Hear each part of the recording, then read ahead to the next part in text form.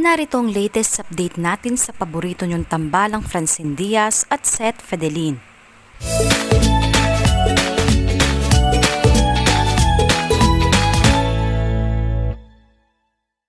Mga host ng It's Your Lucky Day muling nagsama-sama ngayong araw.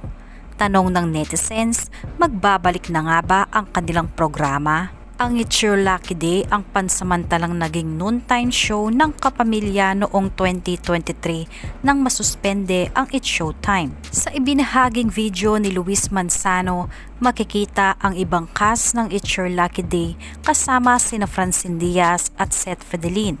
Magbabalik na nga ba ang kanilang programa? Umaasa ang ibang netizens na mabigyan ng slot ang dating noontime show na It's Your Lucky Day.